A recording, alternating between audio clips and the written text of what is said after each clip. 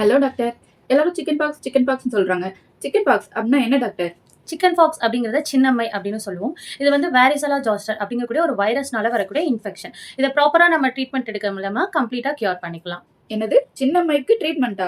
நாங்கலாம் அந்த காலத்துல வீட்ல மஞ்சளையும், வேப்பிலையும் போட்டே சரி பண்ணிடுவோமே. இதுக்கெல்லாம் யாராவது ஹாஸ்பிட்டல் போவாங்களா டாக்டர்? நீங்க சொல்றது கரெக்ட் தான். இப்பவும் நம்ம அந்த மஞ்சள், வேப்பிலை போட்டு வாஷ் பண்றது இதெல்லாமே பண்ணலாம். ஆனா இதெல்லாமே ஹைஜீனிக் மெஷர்ஸ் தானே தவிர இது கியூர் பண்ணாது. இது ஒரு வைரல் இன்ஃபெக்ஷன் அப்படிங்கிறப்போ ப்ராப்பரா ட்ரீட்மெண்ட் எடுத்து மெடிசின்ஸ் இன்டேக் பண்றது மூலமா இத நம்ம எந்த ஒரு காம்ப்ளிகேஷனும் இல்லாம கம்ப்ளீட்டா கியூர் பண்ணிக்கலாம்.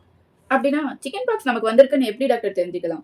இப்போ நம்ம வைரஸ்க்கு எக்ஸ்போஷர் ஆனா வித்தின் 11 to 21 டேஸ்ல நமக்கு இந்த சிம்டம்ஸ்லாம் டெவலப் ஆகும். ஃபீவர் வரும், பசி பெருசா இருக்காது, தலைவலி இருக்கும், ரொம்பவே வீக்கா ஃபீல் பண்ணுவாங்க. இந்த மாதிரியான சிம்டம்ஸ்லாம் டெவலப் ஆன ஒரு 1 or 2 டேஸ்ல அடுத்து ஸ்கின்ல ரேஷஸ் டெவலப் ஆகும். அடுத்து அது வித்தின் 24 ஹார்ஸ்ல நீர் கொப்பளம் மாதிரி டெவலப் ஆகும். இதெல்லாம் வச்சு நம்ம இது சிக்கன் பாக்ஸ் அப்படிங்கிறத கன்ஃபார்ம் பண்ணிக்கலாம். ஓகே.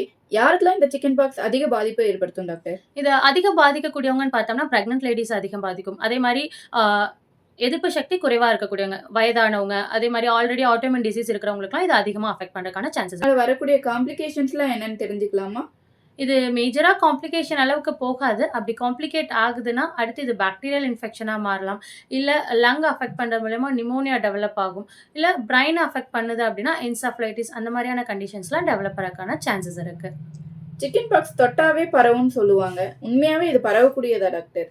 இது பரவக்கூடியது தான். ஆனா எந்த மாரியான வகையிலலாம் பரவும் அப்படின்னு பார்த்தோம்னா, ஆல்ரெடி கம்ப்ளைண்ட் இருக்கிறவங்க இருமும்போது, தும்மும்போது வரக்கூடிய அந்த எச்சில் மூலியமாவும், ஆல்ரெடி அந்த நீர் கொப்பளங்கள் டெவலப் ஆனவங்க, அவங்களுக்கு வரக்கூடிய அந்த நீர நம்ம தொடுறது மூலியமா நமக்கு வரக்கான சான்சஸ் இருக்கு. அப்ப எனக்கு இந்த மாரி ஸ்ப்ரெட் ஆகும். ஆனா நான் இத ஸ்ப்ரெட் ஆகாம எப்படி நான் வந்து அவங்களையும் கேர் பண்ணிக்கிறது அப்படின்னு கேட்டா, கிளவுஸ் வியர் பண்ணி, மாஸ்க் போட்டுக்கிட்டு நம்ம அவங்களுக்கு தேவையான கேர குடுத்துட்டு, திரும்ப அதெல்லாம் ரிமூவ் பண்ணிட்டு, நல்லா ஹேண்ட் வாஷ் பண்ணி இருக்கிறது மூலியமா நம்ம இது வராம பிரிவென்ட் பண்ணிக்கலாம். சிக்கன் பாக்ஸ் ஹோமியோபதியில ட்ரீட்மெண்ட் இருக்கா? கண்டிப்பா இருக்கு. சிக்கன் பாக்ஸ் வராம இருக்கிறதுக்கான பிரிவென்டிவ் கோர்ஸும் அவைலபிளா இருக்கு.